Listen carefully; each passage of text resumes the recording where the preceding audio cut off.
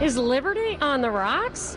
Come see for yourself. We are broadcasting live from the Harp Pub in Roswell. The Monica Perez Show starts now. This is Monica Perez, your libertarian voice on News 95.5 and AM 750 WSB every Saturday from 3 to 6. But not every Saturday can you catch the show live. So we're here at the Harp Pub at 1425 Market Boulevard in Roswell, hosted by Liberty on the Rocks, which is trying to hearken to the founders' tradition of arguing over politics in the tavern, specifically liberty. So that's what we're here for, and Atlanta has a very robust libertarian community. There's anarchists in Atlanta and the Libertarian Party, which are kind of the two extremes.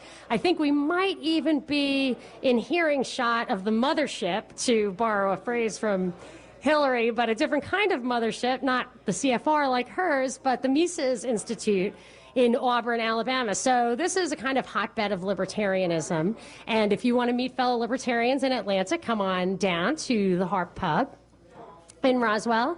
And I was recently at the United Tea Party of Georgia invited me to one of their events in Cumming to a meeting, and I went. And because I see that there's a lot of overlap between the Tea Party, especially the original taxed enough already version, where they look at the founding principles of limited government, states' rights, stuff like that. So I always like to go to those things, but they, I think, get a little scared of the libertarian handle. And one of the people there said she had to look up libertarianism on her way to the meeting just to find out what she was in for. And she did not like what she saw, she said. So I thought that I had a feeling that she was turned off by some of the stuff that William Weld said when he was being interviewed as one of the libertarian candidates. Gary Johnson and William Weld were the candidates on the ballot for the Libertarian Party last year. And for me, and I told her that's not my version of libertarianism. He would say things like, they're middle of the road, it's something for everyone, they're socially liberal and fiscally conservative. But really, the true libertarianism is a very principled position, and it defines, like in a black and white terms, the founding principles of this country. It's not a middle of the road third choice. It's none of that. I love this quote by the great Harry Brown, who says, we should never define libertarian positions in terms coined by liberals and conservatives, nor as some variant of their positions. We are not fiscally conservative and socially liberal. We are libertarians who believe in individual liberty and personal responsibility on all issues at all times. And that is a definition I can get behind. But even if you bring the libertarianism to distill down to that very basic definition, and you get hardcore libertarians together, they do disagree on certain issues, especially if they're like competing rights issues and stuff like that. So we've got some libertarians here we're going to talk to throughout the day. Some will maybe just state their case of what they might have said at that Tea Party meeting to help those people understand that we have more in common than we have that separates us, but also what their positions are on some of these issues: immigration, abortion. People say never ever talk about that, but there are real distinctions among libertarians on what they call competing rights issues. So there's a lot of meaningful discussion. It's not, libertarians are not libertines who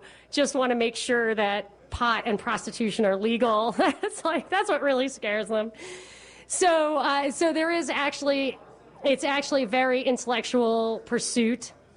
So I want to talk to people here. I will take questions. If you want to call in, it's I call it Ask the Libertarian, and I actually have a bunch of questions I've gotten recently. You can call 404-872-0750 or 1-800-WSB-TALK. I'll take those calls. We will also read tweets at Monica Perez Show. If you want to tweet at me, My producer Binkley is here. He's going to help us shepherd through this process of so many different people who want to chime in. But let's start with some tweets, Binkley. What you got? All right. Well, Daniel says that some of the most important tenets of libertarianism are volunteerism, the realization that taxation is indeed theft, anti-imperialism, and loving actual freedom more than loving just symbols of freedom. That's a lot. So taxation is theft. Let's break it down. All right. So taxation is theft. That's something I wanted to talk to the crowd about if people want to come up and chime in. So one of the things I said at the Tea Party was that I thought that there's a lot of talk about the Constitution and the Bill of Rights, and I said I thought the American experiment lasted about 8 years when they swapped out the Articles of Confederation for the Constitution, because the Articles of Confederation did not allow the federal government the right to tax. And there's a lot of propaganda at that time to convince people that, oh, that's the worst thing you could ever have. I totally disagree. I think that that's where the problem went, where the American experiment was kind of betrayed, because the ability to tax is the ability to kill, to destroy. But if you were to ask, is taxation theft, is there anything you would pay in taxes, services? I think that's where you get to the difference between minarchism, which is you think there are some legitimate functions of government deriving from the right of self-defense, and also resolving legitimate disputes, genuine disagreements. And then there's the anarcho-capitalist version, which I am. I have completely given up on any hope for the coercive monopoly state. I do not think there is any hope for giving all the power to steal and to kill to a small group of people and expect them to use that power to defend your rights. I don't think that at this stage of the game we're going to restore that. But what else did he say? It's anti-imperialism? Anti-imperialism and loving actual freedom more than just loving the symbols of freedom. Okay, so the anti-imperialism thing is important. There was an article today in the Wall Street Journal that talked about give up, maybe it was online, so maybe it wasn't today, but give up on this expression, American exceptionalism. And I was hoping that the author would explain that the problem with the expression American exceptionalism, because what it really comes down to is that if you want to take this view that the American empire, that he's talking about imperialism, like America goes out and restructures other countries' geography, like what's happening in the Middle East is not about saving little children from their own governments, but really it's about structuring these other countries and industry and stuff to serve a central power that's behind the throne, the shadow governments or the military-industrial complex. And what American exceptionalism is, at its root, is this idea that we demand other countries respect our sovereignty, actually stay far away, not even say that we defend themselves if attacked. Like you want them to cower at the thought of our sovereignty, but because we're the policemen of the world, we don't have to respect their sovereignty. We are an exception to this, the law of nations, which was the foundation of this country. But sometimes I shy away from an expression that harkens to this term imperialism, because it was like a Marxist term. So you talk about imperialism, and that's what communists call capitalists as a pejorative. So I don't tend to use that term, but I certainly believe that we should have respect each other's sovereignty. Give me one more, Binkley. All right, kind of speaking to that notion, Don says that libertarians just want to be left alone. Conservatives want control of how you live, and they want to impose strong religious beliefs. The libertarians, yes. They for me, to define the basic law to a libertarian, the purpose of any kind of government or organization of that nature is the law kind of defined by Murray Rothbard, don't touch me or my stuff. Now, when he says conservatives want to control other people, I think the actual definition of conservative is kind of squishy too, because I was raised, my father called himself a conservative, and he would always distinguish that from Republicans. And to me, that was this traditional conservative idea where conservative means you look back to the past, that you don't want to change. And for us, that's a very radical past of the American experiment, of the American Revolution, of the Bill of Rights, of the sovereign citizen. There's nothing wrong with that conservatism. European conservatism can harken back to a past of empire and monarchy. So that's not a conservatism that I think we should adopt, although I think we are. And then there's neoconservatism, which was established by Irving Kristol and his gang, who called themselves neo-Trotskyites first and neo-Marxists. And his idea of neoconservatism was to use the government to control the world, and that it would just have, you put your own mark on it. And that's where I think, that's the kind of conservatism I think he was talking about. So we'll take some calls. You can ask me anything. We'll talk to some folks here, read more tweets, 404-872-0750, 1-800-WSB-TALK. You can tweet at me at Monica Perez Show, and we are here broadcasting live from Liberty on the Rocks at the Harp Irish Pub, 1425 Market Boulevard in Roswell, till 6. Monica Perez on News 95.5 and AM 750 WSB. 83 degrees outside the studio and 8 on the Mellish meter. The weekend weather is brought to you by Shoemate Heating and Air. But we are not at the studio. We're at the Harp Irish Pub in Roswell on Market Boulevard at an event hosted by Liberty on the Rocks, where we are dishing about liberty over, rocks and Guinness, it looks like to me. But we've got some good libertarians here in the crowd. Super happy about that. Woohoo! So come on down if you want to make a connection with some Atlanta libertarians. And speaking of connections, I have ATL Connector here. She has a show that she actually interviewed me on. I don't usually get interviewed, so of course it was like the best programming I ever heard. But so we tweet. She's one of my tweets. So let's hear what you have an actual libertarian-oriented comment, do you not? Well, I just wanted to say that I am a conservative, but I consider myself a conservative that's not looking for things to be where they were. I just am very biblical-based and constitutional-based. So I feel like that's also a conservative that's out there as well. Yeah, I do. So what did you think about the Syrian bombing? So I really was interested to understand. I was listening to your April 20th podcast the last couple of days, and I wanted to really kind of find out why you think that they're doing that. And I had heard something before about Obama actually doing a lot of the bombing too that people didn't know about. And so... Okay, well, I will... So that's like my litmus test on what people... if they're conservative socially, but fiscally, libertarian or whatever.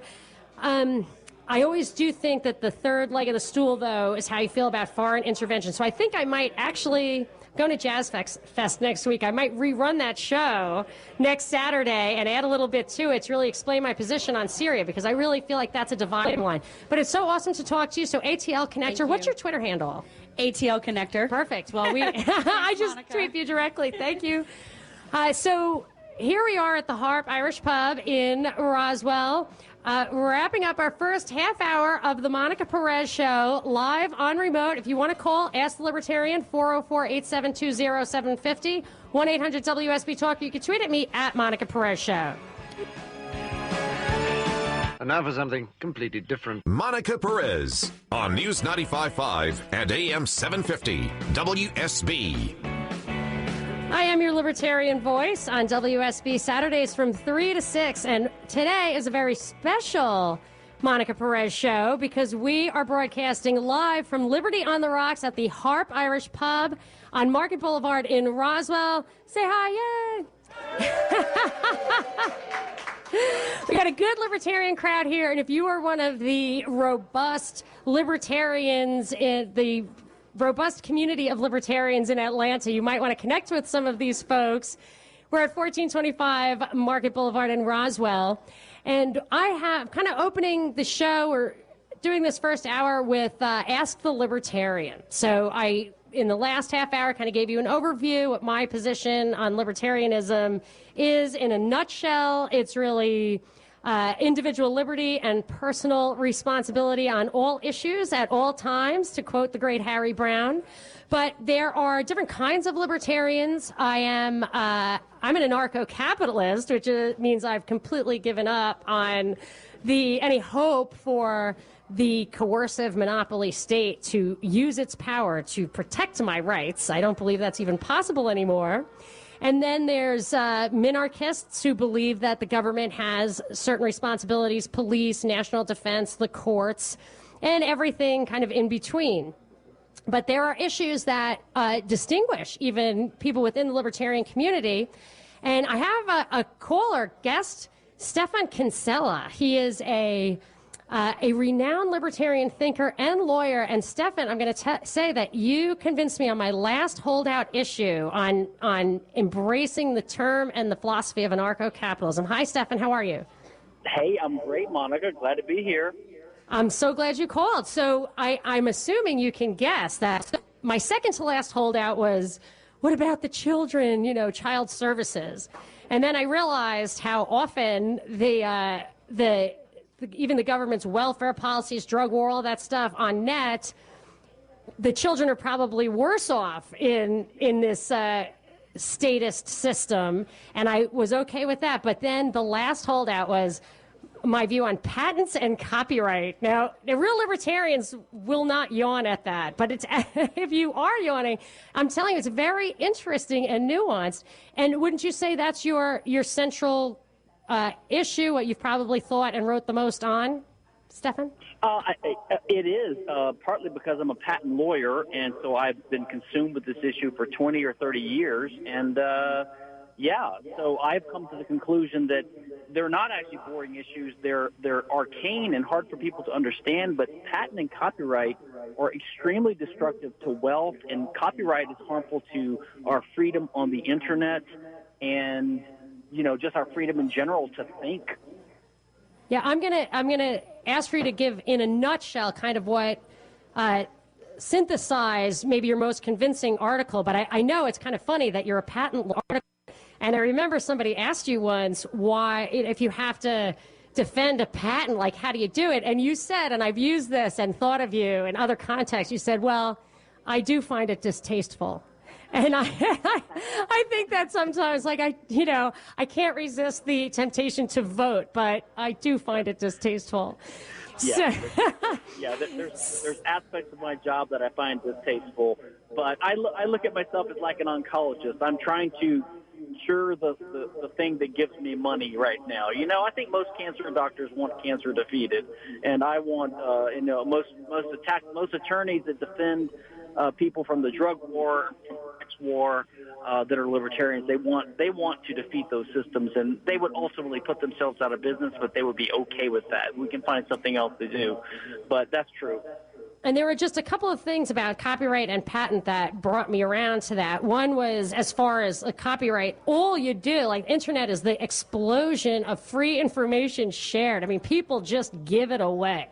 And that's the truth. So this idea that you wouldn't have art or anything, I almost think that the copyright, the power of that, creates a very narrow selection of art where you have these mega blockbuster films that you can put so much money into because they can really use the force of government to secure that information they kind of released out into the air. And I also feel that with patents, the government puts so much money into research, so much technology comes out of the Department of Defense, and then the corporations who I'm sure benefit from that, and that's kind of a question I have for you, then get this power of the system to defend their patents. Do you feel like a lot of these patents are kind of effectively subsidized by the government because so much of that technology is kind of in that spider web of interconnecting tech and DOD and all that? Absolutely. The copyright system definitely benefits the big corporations, which is why Hollywood and the movie industry and the music industry, they lobby Congress all the time to try to export our copyright laws to other countries and to extend their copyright terms. Copyright used to be 14 years, and now it's about 150 years, and they keep ratcheting it upwards. Well, that was a big thing with the Trans-Pacific Trade Partnership, right? Yeah, so one of the good things Trump did was get rid of the TPP, but he did it for the wrong reasons, of course, because Trump wants to expand American intellectual property to other countries So he didn't like the good parts of the TPP, which was pro-trade. He liked the wrong parts of TPP. So I guess I'm ultimately glad TPP was defeated. Yeah, but who knows? The industry definitely supports big companies and helps support monopolies. And ironically, like the federal government is a co-owner of some patents on medical marijuana.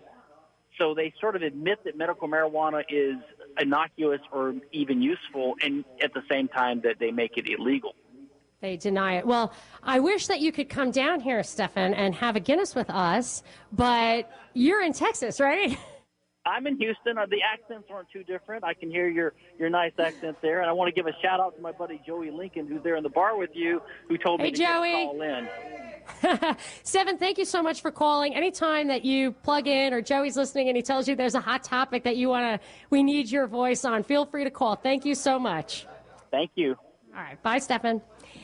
All right, awesome. That's, big brain in the libertarian community. And, of course, if you're listening, these are the kind of issues. So when I first really started reading about libertarianism, I had the feeling that it was just easy, like, pot and free love, but actually it's mostly economics, and these nuances are kind of hard to get your mind around, but once you dedicate the time to it, you can, in my case, I've always found that liberty is actually not only the kind of morally just answer, but it's the practical answer that results in the peace and prosperity that we want, even just for our own comfort. So for me, I like to really drill down into the absolute nitty-gritty, so that you always end up at liberty, in my opinion. So thanks for that call. I got another call. I'm going to Alan in Marietta. Hi, Alan. You're on with Monica.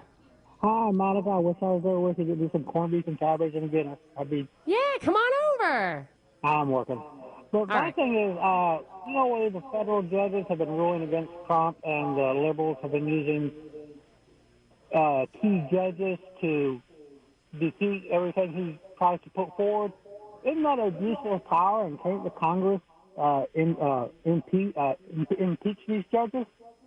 Use the same judge every time to defeat somebody. That's sort of like abusing their power to put their point forward. I absolutely hate when judges use the bench to legislate. I went to Stanford Law School, which is as activist. There, you couldn't learn, in my experience, not to knock it, but you couldn't actually learn the law there so much as you learned how to use the bench for the purpose of molding policy. And we would often come across things that were policy decisions. And that meant it wasn't a judicial ruling, it was a ruling that was twisted up in order to promote policy.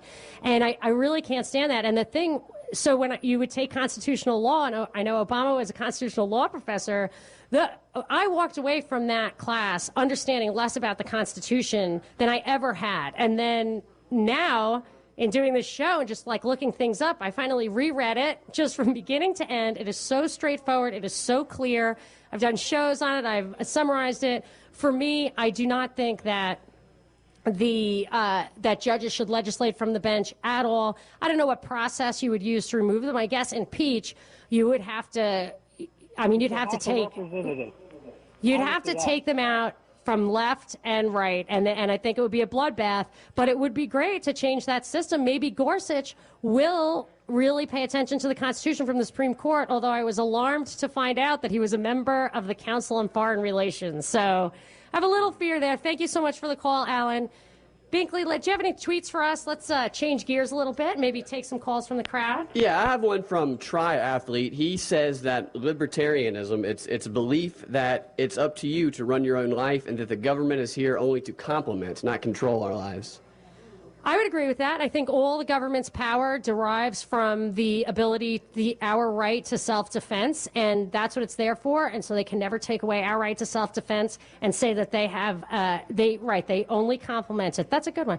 Let's take a a person, not a caller, a human being who I can Monica. see. Hi, Jim. We're Facebook friends, and we've Yes, we met are. here before. I know. At Liberty on the Rocks. I love you deeply. Oh, I really me do. too, You're yes. amazing. Yeah, I wish you're we awesome. had more libertarian voices in Atlanta. Well, look, a lot of them are here, so if y'all want to come to the Harp, you're going to have a good time. I'm glad that you were able to take over for Neil Boris. He's actually the one who converted me. Oh, that's great. Yes, that is when I said, now I'm the libertarian voice on WSB. Exactly, the only one. Yeah, well, I don't know. I mean, you have varying degrees of, but it's, sometimes it's, as soon as they are like cheering for bombing Syria, I got like. Well, that's a whole other subject. This one's about taxation. Go. And, it seems like the libertarian catchphrase nowadays is taxation is theft. And I completely agree. It's theft. But, with April 15th just passed, and, we have this tyrannical income tax, and Georgia also has a tyrannical income tax, and it's really disappointing because there's so many better ways to fund the government, and they're going to get their pound of flesh. And so I understand, taxation is theft, but if we have to somehow submit a part of our lives to the government, it would seem that the fair tax would be a much, much better way to do it. And I was wondering how you feel about that and about the Georgia state income tax, and why, being the economic engine of the Southeast, that Georgia has to insist, we're surrounded by income tax-free states, why we can't sort of get behind and figure out a different way. And it would bring so much more business and economy and everything to the area. Why people can't get behind this? I have a very purely principled viewpoint on taxation that I have never heard anyone else suggest. They say it's impractical, whatever. But for me, it's 100% principle based. That's assuming you're not an anarcho-capitalist, as I am. I'm an anarcho-agorist. Oh, wow. That's really... I'm really down the rabbit hole. Do you grow your own food? I don't even know if that exists, but I am one. So this is how I feel about the taxes. I look at it and think, what are you paying for? Income tax to me is just so wrong, because why should you be penalized for your higher productivity? Exactly. And the guy next to you makes half as much as you because he produces half as much, and you have to pay so much more. If you tax cigarettes because you don't like them, why tax income? Because, No, it's not right. And for me, I think I would do too. I mean, I think the only fair taxes, but this is because I'm a libertarian, is a head tax, like a person, because they're protecting your person. And this sounds crazy, but a wealth tax. If you're a guy like Warren Buffett or whatever who owns the most land in this country, and you can scramble Air Force jets to protect it, I mean, you're really asking the government to protect your person and your property. And if foundations, there are rules that foundations have to pay out 5% of their wealth. So when you run a foundation, you think about, I have to earn 5% to pay in charity, and I have to make up the inflation, and they still do it. So you would not go broke by paying a wealth tax, but you'd be paying for your services, the protection, the contracts, all of that.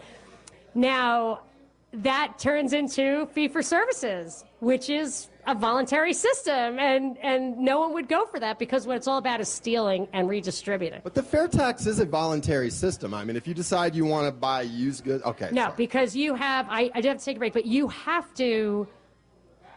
a right to transact.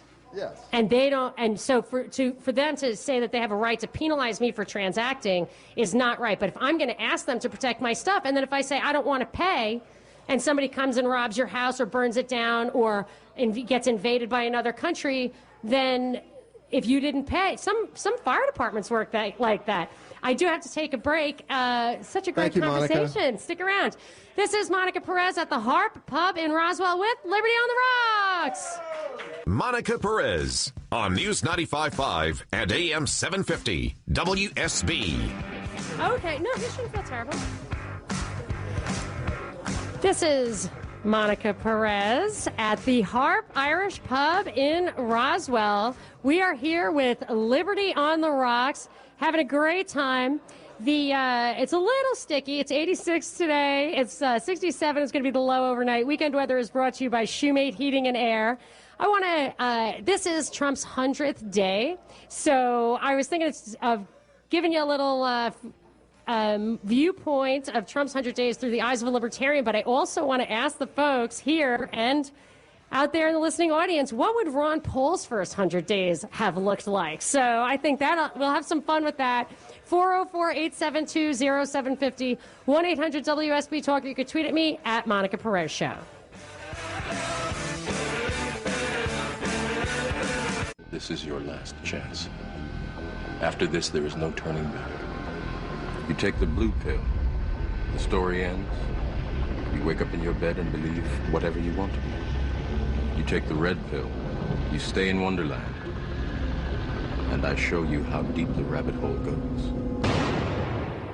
This is Monica Perez, your libertarian voice on News 95.5 and AM 750 WSB every Saturday from 3 to 6.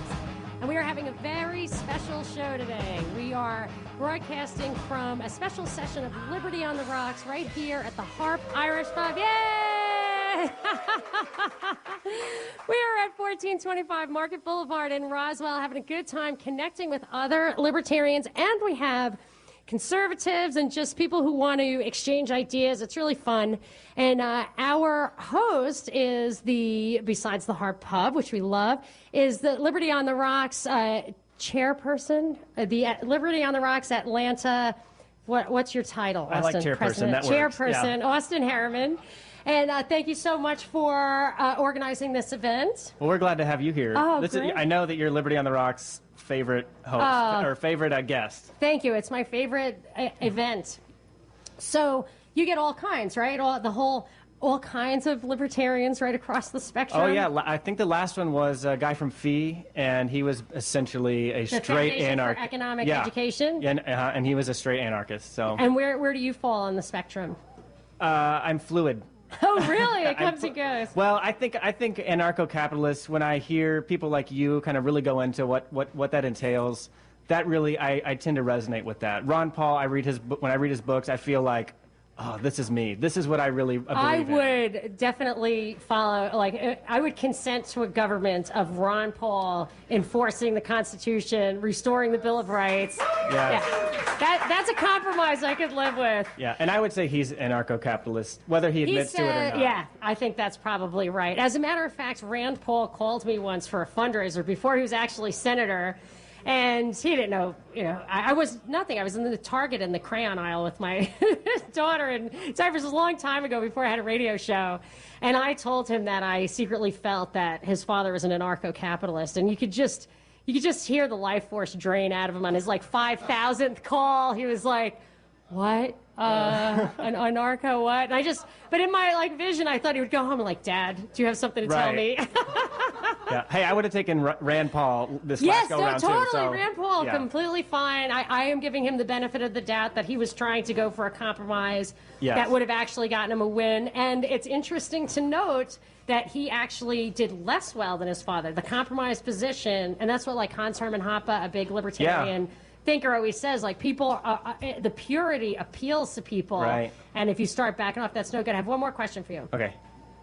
How far down the rabbit hole do you go? Do you think that that conspiracy theories and libertarianism go hand in hand? Well, the more libertarians that I meet, I find out that there's a whole spectrum for whatever reason, and it goes so far in either direction. Some people are really turned off by it. Yeah. It annoys them. I don't know why that is. I understand, though, I guess there's a lot of people that really want the libertarians to present themselves, with a suit and tie or something like that. I don't know what that's all about, but me personally, I go all the way down the rabbit hole. All the way down the rabbit hole, in the rabbit hole. All the way down the rabbit hole. Somebody needs to throw you a rope at some point. Yes. Now, I think it's because the left-right paradigm and maybe the kinder, gentler libertarian that's there, still hoping for a libertarian-leaning Republican to save the day, that there are those people who still have hope for the two-party system have a very hard time criticizing their own side. So if they're going to watch Fox or CNN, they're like, we're going to lose this election if you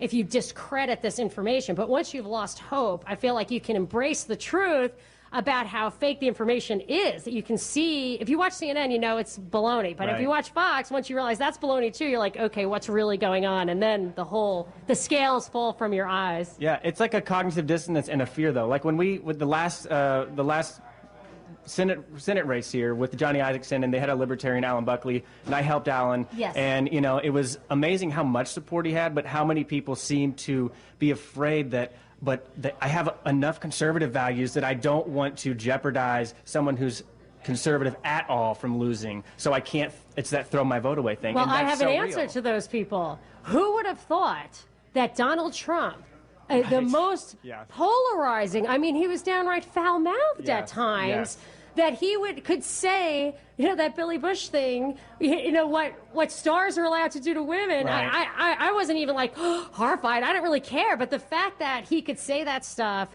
and that was something people thought was electable, or as a 12-term congressman. Yeah, that's acceptable, but taxation being theft is not acceptable. Right, that's too radical. That's too radical. So I feel like anybody who says, because people would say you can't vote for Ron Paul, you're wasting your vote. If you think Donald Trump won fair and square because of a grassroots uprising, then we should probably have a President Ron Paul right now. I agree. So thank you so much, Austin, for hosting us and for joining us here. I do want to see from the crowd. I'm going to take a call first. But I want to ask people what they think Ron Paul's first 100 days would have been like, what we would really have. Maybe a dead president, but if that didn't work, then what it might actually look like. But you can call about that too, 404-872-0750, 1-800-WSB-TALK. You can tweet at me at Monica Perez Show.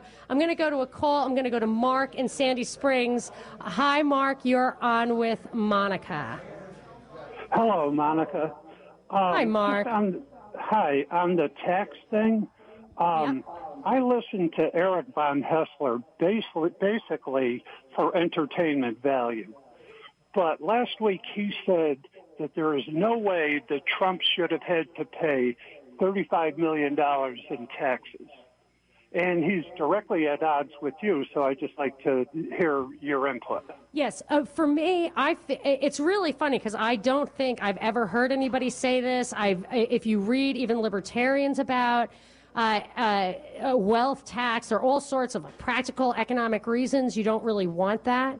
But for me, I find that the principle is always also the practical answer. Whether we've gotten our principles handed down from a God who gave us human nature, or if these principles have bubbled up from 10,000 years of human civilization, the principles are the principles because they're the right answer. And for me, if you really are looking to a government to protect you and your stuff, and the more you have, the more you use, why have an income tax where people who are the truly wealthy are not wage earners? They are not making the income tax. It's the professional class that makes that earns income and gets taxed. Similarly, if you have any kind of consumption tax, consumption at that level is just, I know they say it's not regressive, but just buying stuff at stores. Wealthy people aren't buying the bulk of their expenditures are not buying stuff at stores. They use contracts to make deals. Those are defended in the courts. They have land and property that's defended by the police and ultimately the military. So you could do the math in different ways. I think the math would work. And I think that the just way is that a person and her property should establish the proportion of taxes. So if Trump is really so unbelievably wealthy as that, and he has that many assets, then we're paying to protect those assets, and he can pay too. But I'm an anarcho-capitalist, so I think taxation is theft. I don't agree. And I think the Articles of Confederation was the experiment of a limited government. It was an experiment that was laid down by people the Enlightenment thinkers who really understood this sovereignty idea. And that experiment lasted 8 years until the Constitution replaced the Articles of Confederation and gave the federal government the right to tax. And then growth is just unlimited at that point. And that's it. That's no good. Yeah. Well, I guess power to tax is the power to destroy. So thank you so much for the call, Mark. Let's get some tweets. Binkley, you got a tweet for me? Yeah, I do. Johnny Cook, he agrees with you that Ron Paul might not last the full 100 days. He actually thinks that neither Ron nor Rand would make it 100 days, that they both might have some sort of accident. I feel that Rand was a compromiser, and I think, and I don't say that badly, I think that he was willing to play the game, and he is willing to play the game, and I'm going to give him the benefit of the doubt that he's doing it to achieve the right goal, to try to get a small win. I also think it's so funny. Bill Hicks, he was that comedian who died young, right? Yeah. I had this idea, and I'd never even heard of Bill Hicks before. I recently saw it, that he had this idea too, that right after the swearing in, you go back to the Oval Office and they show you the Zapruder film, the film of JFK getting his head blown off. Bill Hicks added a little twist to it where he said it's just from a different angle. It's like clearly from like the car in front of Kennedy, where they just like, this, how do you like, this is our work. And then after that, you don't do anything you said you were going to do. But if you look at Ronald Reagan, maybe he was a deep state guy, and the deep state can't be trusted. But I think it was in his first year, I think it was a matter of months before they shot him. So I don't, and then he got his mind right. He got his mind right. And that was it for him. So, yes, could he accomplish? Could Ron Paul actually accomplish this stuff? I think that he would shake up the system in a way they would have to deal with that Trump won't, that we were hoping for from Trump. But I've been operating under the looks like thesis that Trump was there to replace Ron Paul, replace the Tea Party, to have somebody who defines the right as a European right, a nationalistic, populist right, which is not what, and that continuum from libertarian through Ron Paul to the original Tea Party is all about our founding principles, individualism, justice. You think Ron Paul is arguing about liberty all the time, but really what comes down to it, the very base of what Ron Paul is all about is justice. That's why he looks at other human beings in other countries and tells us the golden rule applies to them, that the government does not give us our rights, that they are God-given. So other people have those same rights. And a lot of people have a hard time getting their mind around that. But let's talk a little bit about what Ron Paul, if he were actually had any power in office, what would the ideal libertarian president do? 404-872-0750. 1-800-WSB-TALK. You can tweet at me at Monica Perez Show. We are broadcasting live from Liberty on the Rocks at the Harp Pub. Yay! In Roswell on Market Boulevard. Back after these messages. Monica Perez on News 95.5 and AM 750 WSB. We are broadcasting live from the Harp Pub in Roswell. The high today of 86, tomorrow's high is also 86. Weekend weather is brought to you by Shoemate Heating and Air. We were talking about the nexus of Trump's first 100 days and libertarianism, and I asked the question, what would Ron Paul, what would his first 100 days have been like? And here with us at our Liberty on the Rocks event at the Harp is one of my favorite Atlanta activists, Garland from voterga.org. Hi, Garland. Hi, Monica. Thanks for asking the question. That's a great question. What would Ron Paul have done? I agree. If he had stayed alive for 100 days, he would have never bombed Syria. Absolutely never bombed Syria. Why not? Because he's not an interventionist. And I'm concerned that the neocons have already hijacked Donald Trump's foreign policy just in that one act. Oh, I kind of feel like they put him in there just to do that. My litmus test for him was Syria. And I was like, I'm not buying this guy because he just gets too much free press. You saw what they did to Ron Paul. They just ignored him. There was I smelled a rat, and this was this proof positive. And the press, which has been on him constantly, suddenly gives him a total free pass on Syria. What does that tell you? Yes, because the left should be protesting wars, but instead they are being focused on refugees, welcome refugees. But just peel the onion one layer and like stop the wars and you won't have the refugees. They don't want to come over here, so leave them. What happened to the anti-war people? I don't know. No, Obama put an end to that. So, and I feel like the Trump presidency, if he gets us into this big giant war, Then they didn't want Hillary to do that because that would have really put the last nail in the Democrats' coffin as far as anti-war. So they'll bring, Elizabeth Warren in or something to say, I'm a peacenik and I have to finish this war. I mean, I didn't start it, but dagnabbit, I'm a tough lady. I'm going to finish it. So that's my what to watch out for. Well, and plus there was a political motivation as well because that reduced all the criticism about Russia. Yes, it does. I think that now he's tough on Russia. I think it played right into the Russia story. I think there was a storyboard on this 6 months ago. So give me a call, 404-872-0750, 1-800-WSB Talk. Tweet at me at Monica Perez Show. We are broadcasting live from the Harp in Roswell. Maybe it's something really cool that I don't even know about. Monica Perez on News 95.5 and AM 750 WSB. I am the Libertarian Voice on WSB. Saturdays from 3 to 6. I'm here till 6 o'clock at the Harp Irish Pub in Roswell with Liberty on the Rocks. We are connecting with the vast spectrum of Atlanta libertarians, even some conservatives. I think we have the Grand Poobah of the Libertarian Party here somewhere. Maybe we can talk to him. I'm going to take some calls, 404-872-0750, 1-800-WSB Talk. You can ask me anything about libertarianism. I was wondering what people thought Ron Paul would have done in his first 100 days. Today is the 100th day of Donald Trump's term, his first term.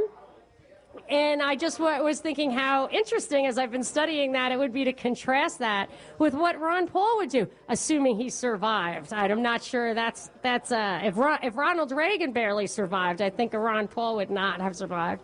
I also want to take some tweets at Monica Perez Show. I am going to go to CJ in Indiana. I know CJ in Indiana, but I can't click through. So if somebody can, Ahmad, if you can give me that call, that's great. Thank you. CJ, you are on with CJ. You are the CJ of Rogue Money, correct? That is correct, Monica. Awesome. I have been a guest on Rogue Money. I think it's I'm not sure I give you and V, the host, any airtime. I'm sure that you have to parse out the number of times you have me on because I do never stop talking. But I'm going to let you talk right now. Do you want to chime in on maybe what Ron Paul's first 100 days would have been like? Sure. I mean, I definitely would have loved to have seen a Rand Paul or Ron Paul in office. In regards to Trump, I think primarily that his inability to govern, he was regarded by many as the outsider, having no political experience. So it would have been very interesting to see a libertarian be able to try to effectively manage when the swamp is just so big in this paradigm of left and right and the ability to get Congress and Senate. I mean, look at it from this perspective, Monica. Donald Trump's a Republican, and he can't effectively even govern having the House and the Senate. Well, you know what would have been cool, CJ? Like the libertarian solution to the Obamacare deadlock. You talk about deadlock in Washington. For me, that's usually a good thing, and that's what the Obamacare, everything they can all agree to repeal it. They repealed it like 50 times when they knew Obama would veto it. That is such a tell. It's so funny. But if you had a libertarian there, you'd repeal it, and then you'd deal with it. You would, get a little grandfather clause, a little fund going to bridge the gap to people who've already been affected by it. But I never think gridlock in Washington is the problem. The problem is compromise. That's what I'm worried about. So I'll give you one more tidbit, CJ. What's your last word? Yeah, just my last words in regards to, Trump's 100 days in terms of liberty. Trump has done pretty much a 180 on everything. When I hear that 96% of the people that voted for him still would vote for him today after his 100 days, I'm just amazed by that figure when you think of how many things that he's flipped on from Trump the candidate versus Trump the president. I think that there is some serious, it's the media influence. I look at Fox News. They basically gave the okay to vote for this guy, and they did not for Ron Paul. And now I see Fox totally changing the guard, kind of circling the drain. I feel like it's on purpose. I feel like you're going to have this transformed middle of the road. That was something Dean tweeted at me, and I think it was spot on. They're going to have this middle of the road centrist media, and that's going to be your new Republican position. Thanks so much for the call, CJ. I've got somebody here live and in person to talk to us from the We're heart. so lucky, Monica, that Nathan Wilson, who's the executive director of the Georgia Libertarian Party, is with us. We've met Welcome. before, Nathan. Yay! Right here at Liberty on the Rocks. Have we not met before? Right here in this Harp Pub in Roswell? Yes, I'm also the chairman of this organization, so we have...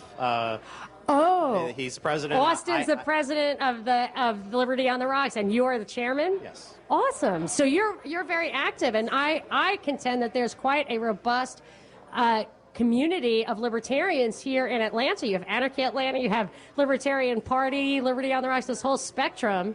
So give me your 2 cents. All right, so we were talking about, like, what is a libertarian, and one of the biggest things is a libertarian believes in your past, present, and future of liberty. So you have your past, which is your ownership of your blood, sweat, and tears, and then you have your present, your liberty, the freedom to move around, and then your future is your life. And no one person or government has the right to take or deny you that. And that is the very simple terms that we have. And we talk about, anarchists and minarchists. It's funny, a libertarian is someone who has either indirectly in their life or in someone's life, someone they care about, where government has affected their life negatively. And they usually become a libertarian. They usually become an anarchist when they fight the government and lose. Would you have someone like myself? I'm an anarchist. I'm an anarchist as well, and I'm the executive director. And the reason it's come full circle with me getting involved in this organization is because I saw it affecting my family.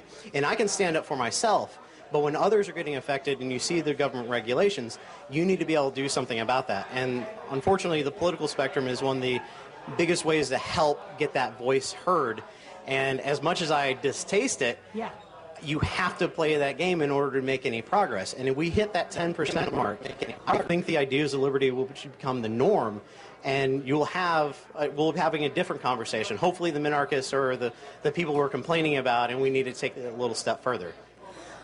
I became an anarchist by thinking really hard. And so I think there's that way to do it, too, and really digging in. I agree with you that there's some value in fighting the fight. So I really am on the 1,000-year plan of we won't have voluntarism until coercive power becomes a taboo, like slavery, where people are like, oh, no, that guy wants power. And that's not going to happen until we've run the course of what people are still smoking the Kool-Aid that the American experiment is continuing. And I feel like I'm afraid to say that until that demonstrates that it really was not possible to have a monopoly government limit itself, that people are not going to open their eyes. I have to cut real quick for a traffic red alert, and I'll be right back.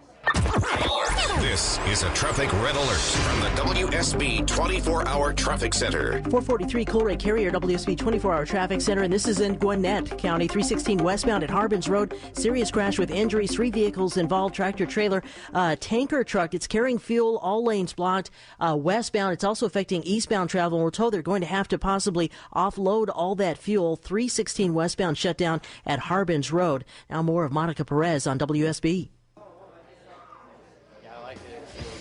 So we are here at the Harp Pub in Roswell at Liberty on the Rocks, and I am talking to Nathan Wilson, who is the chairman of Liberty on the Rocks, but also the Libertarian Party, right? And you have, but you also say you're an anarchist. So I'm an anarcho-capitalist. I don't believe in the power of government, but I do what I'm doing. So I try to defend the Bill of Rights as a compromised position that I wouldn't mind kicking the can down the road of the crisis I believe that we're going to have to experience to really come out the other side and have truly just government. I worry for my kids. I really am not the one who wants to just, light it all up right now. I think we might be able to kick the can far enough down. It doesn't have to be that traumatic. But what is your, if you could just tell me in a nutshell, what you think our best hope is, kind of why you're doing what you do, but in a nutshell. I think the best thing so far is what we see right now going state to state. And so you see the rejection of the federal mandates. And so if we have several of the departments basically being taken care of through that means, then we have a much larger leverage eventually with the federal government in order limiting the size of it. I did, it caught my eye, and I haven't really dug too far into it, but I like is it the 10th Amendment Society? There's a new organization that I've seen. Are you familiar with that at all? Are you okay with it? Yeah, and someone want to call for the Articles of Confederation to basically to put in the Constitutional Convention type thing. It's taken a little further than that. I wouldn't do. I maybe I've got the wrong organization, but the 10th Amendment group wants to restore states' rights. The Constitutional Convention, I'm actually against that because you too.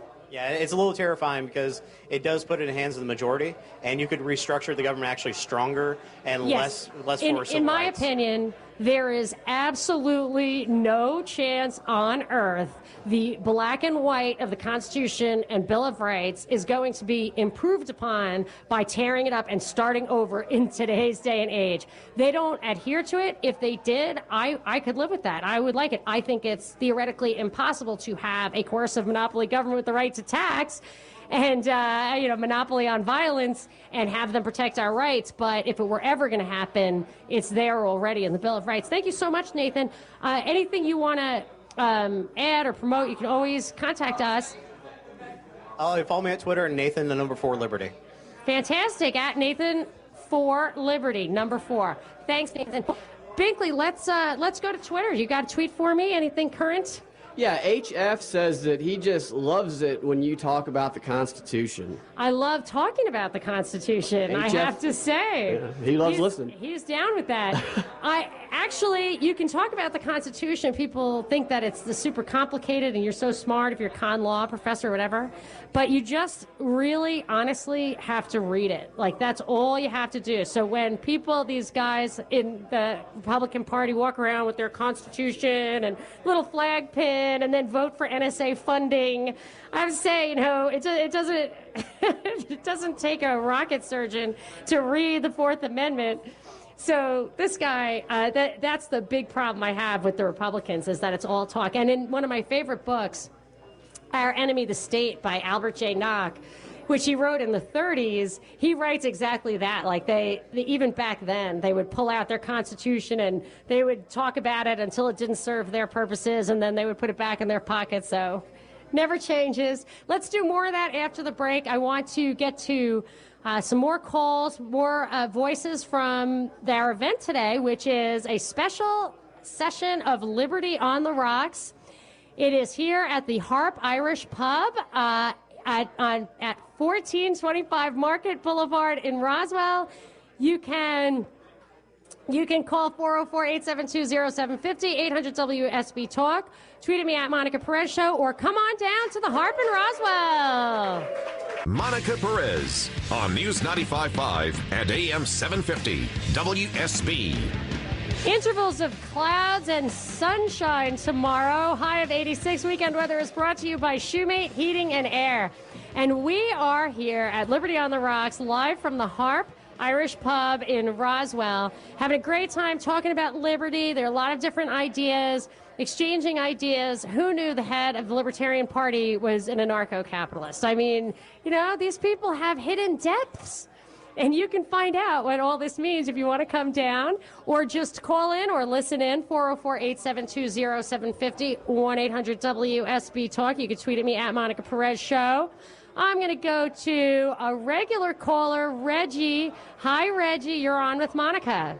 Hi, Monica. How you doing? Happy Saturday to you. Long time. Yeah, why didn't you come down to the Harp, Reggie? I'd love to meet you in person. You're a regular caller. Because I can't drive, because I don't have a car because I can't drive. Okay. All right. Well, I'll let you off the hook. What do you have to say? We got about a little more than a minute or so. Tell me what you got. Well, I wonder, like you said, you brought up CNN and Fox, but the network that you hadn't brought up was MSNBC. And why do they keep covering Donald Trump psychotically upset with Donald Trump? Aren't there more equally important, relevant news in the world, such as terrorism and all of that? You know, why did they? Well, keep let me on ask you a at it? question, Reggie. Did you ever see the leaked audio that Joe Scarborough and Mika Brzezinski were interviewing Trump during the campaign and said to him at the break, like they call it down the line on the mics, they were talking, and actually asked him if they could ask him this question, and he said, no, nothing hard, don't ask me that question, and they did it. And in the face of it was that they were super tough on him, but actually it seemed very stage managed, and my guess is that continues. They don't want to talk about real issues, they want to continue to make him look like he's fighting against all odds. Right. And You why, with me on that? Yeah. Why did they do that? I know. Well, they did it, I think. For me, the litmus test was whether or not he would escalate the war in Syria. I think you probably know as well as I do that the Syrian thing is more about a pipeline running gas from Qatar to Europe than it is about saving children. And for me, I just feel like if he failed that test, and now I believe that we were basically led down a garden path, that this guy was really an outsider, but he's just continuing the foreign policy of his predecessors, I'm sorry to say. But we can talk about Trump's 100 days, first 100 days, if you want. At the bottom of the hour, I think I'm going to do a little rapid fire, what I think about 10 issues in 100 days. But you can call 404-872-0750, 1-800-WSB-TALK. We are broadcasting live from the Harp Pub in Roswell.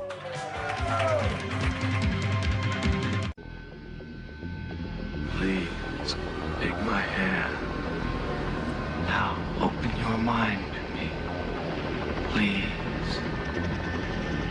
Open your mind. Open your mind. Open your mind. This is Monica Perez, your libertarian voice on News 95.5 and AM 750 WSB every Saturday from 3 to 6. This is a very special Saturday, though, because we are broadcasting live from Liberty on the Rocks at the Harp Irish Pub in Roswell. We are having lots of fun with a broad spectrum of libertarians and lots of other people. Super, super fun, very friendly atmosphere. So nothing to be afraid of. But we're also taking calls, 404-872-0750, 1-800-WSB-TALK, and tweets at Monica Perez Show about anything. You can ask the libertarian, what would Ron Paul's first 100 days have been like?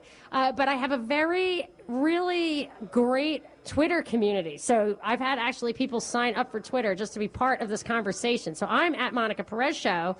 One of my favorite tweets, as they say, is at Where Did Dean Go? And he is here with us live in person. And you've probably heard Dean's tweets on the air. But he was the first person I tweeted after Trump won, and I was just like, wait. I didn't get this right. I thought Trump was setting us up, but I thought he was setting us up for a Hillary victory. And I asked Dean what he thought was really going on, because I was toying with the idea that this was an upset. And for me, the litmus test was going to be, if he escalated the war in Syria, it was going to be clear to me that he was just there to continue the same policies. And for me, he failed that test. But Dean had such an interesting insight, which was that he was there, perhaps, like if the fix was in, that he was there to kind of be a fall guy. So if we are moving away from zero interest rates in perpetuity, ZIRP, which libertarians tend to be economically minded, so a lot of them are going to know what I'm talking about. The Fed, the evil Fed, keeps interest rates super, super low to stimulate the economy. They print money to restore the coffers of super wealthy who lost their money in big crashes. They make sure bailouts are possible. And to get away from these zero interest rates is going to be a painful process. And it's almost impossible to think about how we're going to get out of that. And if you had a fall guy in there to take the fall for an economic adjustment, that would make sense. I wonder if he's there to escalate the war in Syria so that the Democrats didn't have to take responsibility for that, even though Obama was dropping 20,000 bombs a year there, and nobody seemed to notice. Anyway, so Dean's one of the folks here, and I was wondering, Dean, if you feel like letting me pick your brain a little bit, if you've come up with what your kind of gut instinct is on like the meaning of Trump. Like, what do you think he is really there for? Do you still believe that, or you think it's bigger than that, or what? Well, I think he could definitely be the still set up for the fall guy, but if you look globally, what if the establishment globally are just pushing populism and then set up the downfall and just blame it on the populace, and then you just bring in a new regime or a new financial system? So, yes, that's another thing. So one thing that it's possible, and I was wondering about this, so like the furthest I would go on taking Trump seriously, like as a serious threat to the establishment, was that maybe there are actually two factions, like George Soros on one side and somebody else on the other. But if this is just a way to generate a reaction, a backlash that will enthuse people for globalism, like see what happens when you try to turn the ship away from globalism, and that this will actually accelerate the embrace of globalism. That's what I'm a little bit afraid of. So that's one theory that I think is worth keeping our eyes open for. And then the other thing was the new financial system. I mean, that is something that's a little hard to get to the bottom of. But if the dollar were no longer like the reserve currency, it would flood back into this country. We'd have some crazy inflation. So that would not be good. But is that what you're thinking? Like they would do special drawing rights and have a new currency for international transactions? Well, yeah, I've heard something like that, or I think, who was it? Philosophy of Metrics. I know you've read them before, where they're thinking about having gold-backed SDR and then have a global and domestic dollar, and that have two different rates. Yes, so I was actually thinking when you look at the economic protectionism that they're bringing in on shipbuilding, they're promoting a return to manufacturing, which really kind of came out of nowhere. This populist idea came out of nowhere. Shipbuilding, vehicles, steel, all this stuff. It almost feels like there's that it might be preparation for a war footing, it's like Mussolini's term, autarky, where you can produce everything at home because it interferes with trade. I mean, I almost fear that. You think there's any chance that we're going that kind of 20th century approach to changing the monetary system? Possibly. I mean, you never know what's in their wheelhouse, like what they want to do or what they want to bring about upon us. Yeah, well, I we'll see. But I always you're usually right, and I encourage people to follow at Where Did Dean Go? I hope that doesn't make you change your Twitter handle as well. Believe me, all the tweets are not nice. So, but anyway, thank you very much for that insight. I'm going to keep watching your tweets, and we're going to continue this conversation on Twitter at Monica Perez Show. Thanks, Dean. No problem. So, okay, I'm going to go to a call. And then I have a couple more questions right here on the scene. I'm going to go to Angie in Sharpsburg. Angie, are you ready? You are on the air with Monica. Yes, I am. Hi, how are you? Good. How are you doing? I just had a question about term limits and what you thought maybe President Trump could do with an executive action on that. And I want your opinion. I don't know if libertarians are for term limits. I'm hoping you are, but I just want to hear what you had to say about it. Yes. I'm going to turn on my radio now. I'm going to hang up and get your thoughts. Thanks for the question, Angie. I'll tell you that I was at this United Tea Party of Georgia on Monday, and it was in Cumming, and a lot of the people were very pro-term limits. So as a libertarian kind of knee-jerk reaction would be, you don't want to restrict anybody from doing anything so they can run for office if they want to. And term limits specifically to the libertarian would have cut Ron Paul off at the knees, and he was a 12-term congressman and really our only hope. But I am beginning to consider advocating for term limits. I'll think a little more deeply about it. I do believe it would require a constitutional amendment, though, because there are qualifications written in there that do not limit by term, except for the president. But I think it's worth digging into because it would be nice if we could take the money out of politics at least a little bit. I mean, maybe it'd help us kick the can down the road. I don't know. So let's do some let's do a tweet at Monica Perez Show. All right. What do you got for me, Pete? Well, Ridgway says that he gives Trump's first 100 days an A+. Wow. He says the man's doing what he said he would do. Well, I could differ with that because, like, for example, when I saw that first immigration law, it was like the Muslim ban, they called it, right out of the box. I went to law school. I'm not, a genius at law. I didn't practice law, but I could read it, and I immediately recognized that you would never, ever put a landmine in there. Like, people in the air with valid documents will not be able to enter this country, and agencies have to enforce it immediately, overnight. That's just something you would never do. So before I actually read it immediately before there was any press about it whatsoever. And then when it blew up as planned, I'm sure, I wrote an article called I Tried. So I had this feeling. I just said what to watch out for. I was speculating that he might be just going about things in such a bombastic way that he can say, I tried, over and over again and not do it. So another example would be the Obamacare. He wrote an executive order, got a lot of fanfare, and when the time came to take a hard line on it, if you're going to repeal, he always said repeal and replace, and I've never liked that. But if you're going to repeal it, there had been, the GOP did repeal it when they knew it wouldn't actually get repealed. But there is a deeper meaning to that tweet, I know, which is he did what he said he was going to do. But I never really liked what he said he was going to do. He never said he was going to restore the Bill of Rights. The only thing he mentioned in his acceptance speech was that he was going to spend $1 trillion on infrastructure. I would much rather if he said, I'm going to reduce $1 trillion of the debt, not increase it.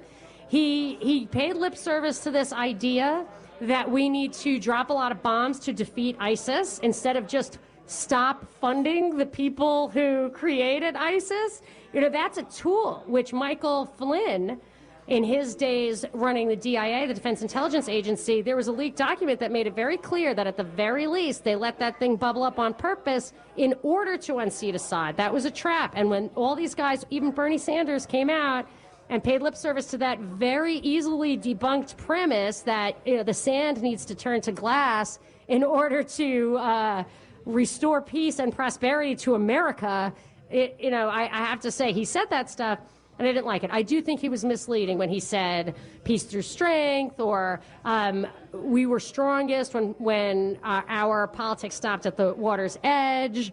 Maybe he meant then we just start bombing people, past the water's edge. I don't know. But yeah, it's a double-edged sword. He said what he did what he said, but I thought the signals were all there that he was certainly not going to be the guy who brought back the purity of the American experiment. So let's continue this conversation. 404-872-0750. 1-800-WSB-TALK. You can tweet at me at Monica Perez Show. We are broadcasting live from Liberty on the Rocks at the Harp Pub on Market Boulevard in Roswell. Monica Perez on News 95.5 and AM 750 WSB. It is 83 outside the studio. Skies are a little overcast. The weekend weather is brought to you by Shoemate Heating and Air. But we are not at the studio. We are at Liberty on the Rocks at the Harp Pub in Roswell, but we're still taking your calls and having a very interesting and super, super fun conversation. 404-872-0750. 1-800-WSB-TALK. You can tweet at me, Monica Perez Show. I'm going to go to a call. I am Jaime. It's Jaime. You are. Hello to yourself. Jaime Marietta. You got to spell that with an M. Okay. I'm great. How are you doing? All right. You have the most powerful, most loving voice. You should have went to nursing or doctoring or something like that. Thank you so much. I absolutely could never do that. Those people are saints. So I'm doing that. This is the most I can do to use my gifts. So what you got for me? Well, by any chance, are you single? Listen, I need a green card. We can work something out. I don't have much cash, but I got $90,000 in food stamp credit cards I got from the winos downtown. Oh, don't tell me that. If I'll give you one more chance to make a point, and then I'm going to think that you're pranking me. What do you got, Jaime? You got anything? For 100 days, he's bombarded with Russia, leaks. But what a lot of people don't know, that was retaliation by WikiLeaks, because they did kill a WikiLeaks man that was inside the Democratic Party, and that was mentioned once in the news, and you never heard anything about it. Oh, wait, not WikiLeaks, but are you talking about that young Hillary staffer who was shot in D.C.? You heard it one time, maybe a couple of days in the news, and they shut it. That's right. Yeah, that was retaliation for them doing that. Hillary's, the very next day after that, it was not a micro, but like a white tidal wave of leaks. And so that's a very interesting theory. My problem, Jaime, is that I really, when it gets to where I feel like nowadays they're actually pumping out stories that are meant to distract us and confuse us. I will say that guy's murder made absolutely no sense. But then when I started listening to the radio and I heard somebody, mainstream guy, say, oh, I think Hillary did it, I thought, it's too easy. It's a gimme. All right, I'll give you your last word, Jaime, and then I got to take a break. Okay, well, God bless, and I hope this is a wonderful year for everybody in the pub. Oh, thank you so much. Next time you'll have to join us, Jaime. So we are headed into our last half hour, so if you want to come down, now's the time. I'll be able to take my my little break at 6 o'clock after the show. I'm going to stick around. But in the meanwhile, give us a call, 404-872-0750 or 1-800-WSB-TALK. Take some more calls and tweets. We are here at Liberty on the Rocks at the Harp Pub in Roswell. And this is Monica Perez.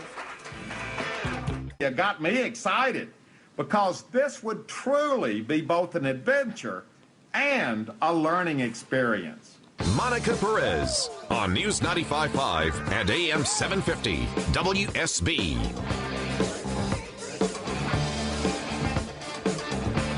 This is Monica Perez, your libertarian voice on News 95.5 and AM 750 WSB every Saturday from 3 to 6.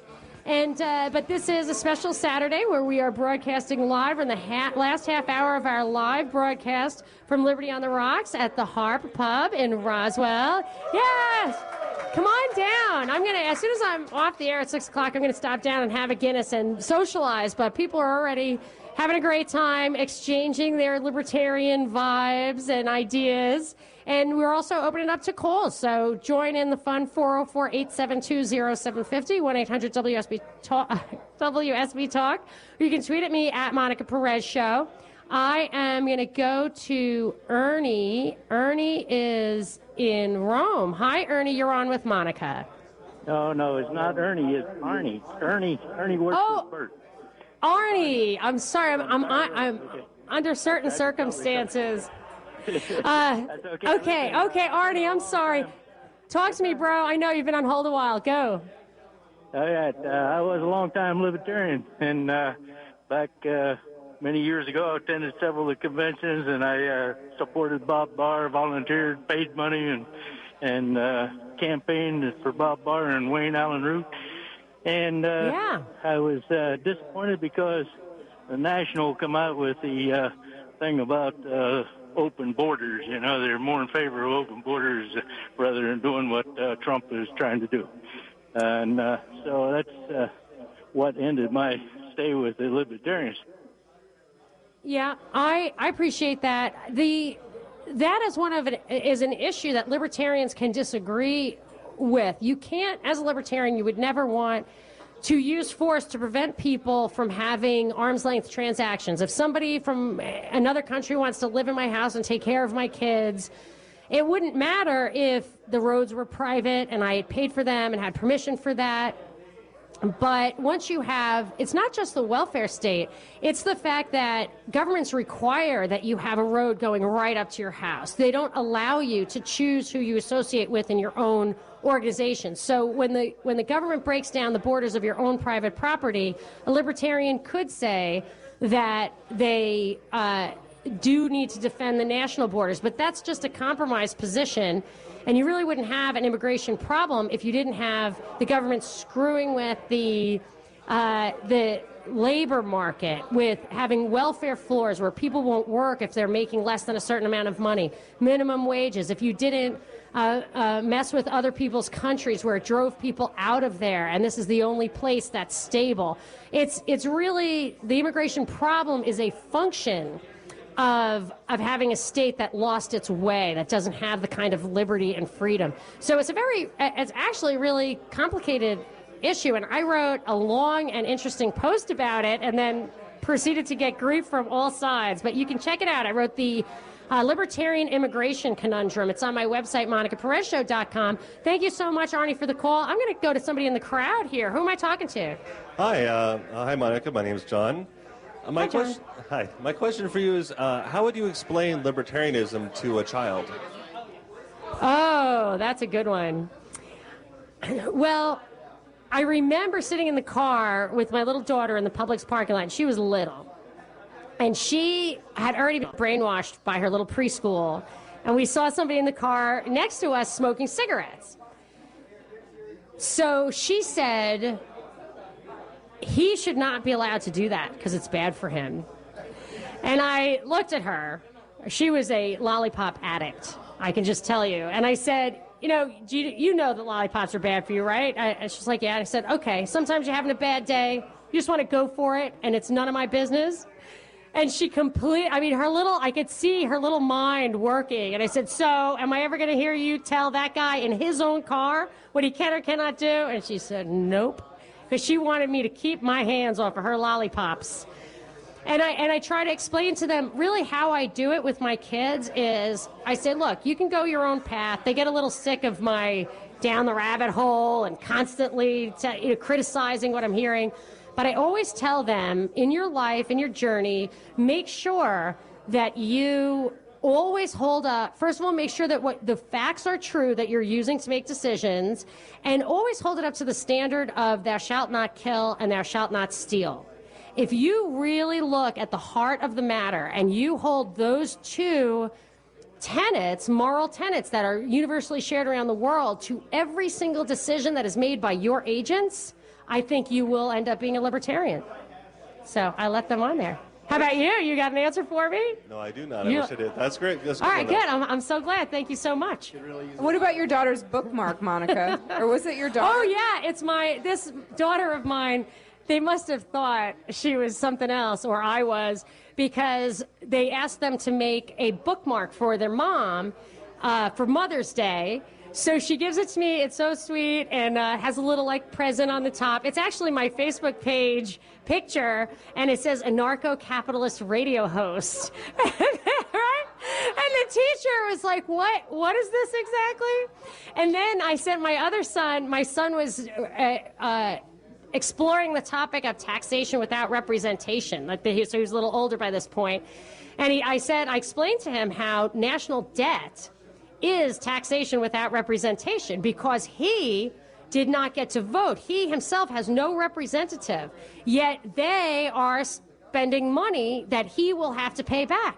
So he loved this. He really grasped the concept, and he went in and he told his teacher, this is a private school at this point, a Catholic school, and she just shut him right down. You don't understand. That's not what this is about. And I thought, think outside the cage there, lady. Think outside the cage, because he's right. If she had just thought about it, she would have been really proven. And I'll give you one last thing. I know this is awful to go on and on, but I also sent him in. They were talking about some facts from history, and they had to bring in a graph. And I found the graph of the price of milk for the past 250 years since the founding of the country. And it was totally flat until the Fed was invented, and then it just hit the roof. And he went in and explained the value of the gold standard, and she did get it. That was at the public school. So I try to use these teaching moments, and hopefully they'll turn out right. They'll probably reject it for a while and then return. Let's hope for that. So anyway, thank you so much for the question, John. Thank you. All right, so let me take one more call, and then I'm happy to take another person from the crowd or maybe a tweet. I'm going to Trey. Trey in Roswell. Hey, Trey. Hello, Ms. Perez. Thank you for having me. And I just wanted to say, first of all, that you are so brave as not only a libertarian but a woman who is speaking against this ever-growing government force that we have. See, that's my secret weapon, is that people underestimate when they call in. They think I'm like an affirmative action hire, and then they get there. They have to actually make an argument.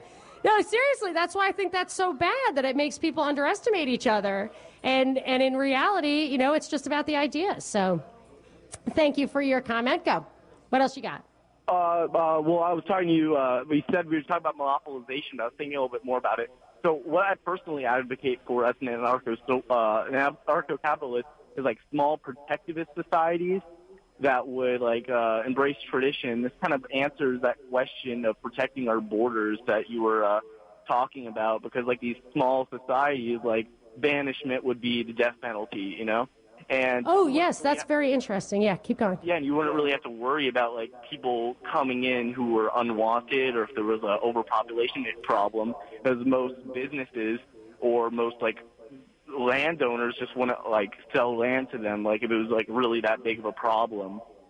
Can I say, so what I'm hearing, or what I think I'm hearing, is that if you actually had a libertarian society, you could make your own communities, and if it were unanimous, you could actually establish borders and have whatever values or rules you wanted. It would just be voluntary. You couldn't, you couldn't force somebody to live by your rules. If they already bought a house, you couldn't surround them and then say, oh, we're changing the rules on you.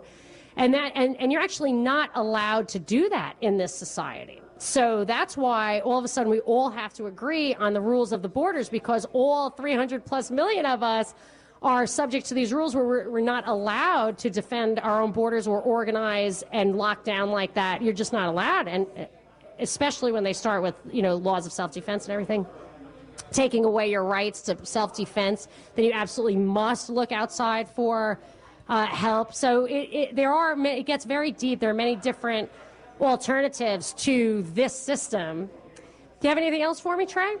I just wanted to know your opinion on illegal drug use. Like, do you see it purely as a traditional problem, or do you think that certain like substances that are currently banned by the government, like marijuana, which really isn't as bad as alcohol, should be illegal in these societies?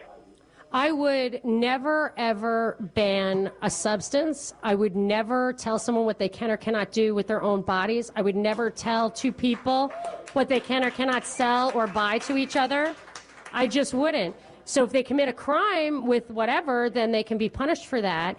I do think when you see that George Soros is behind the legalizing pot idea, I started thinking you have to watch out a lot of times when people give you one-off questions about liberty and libertarianism in a completely controlled society like ours.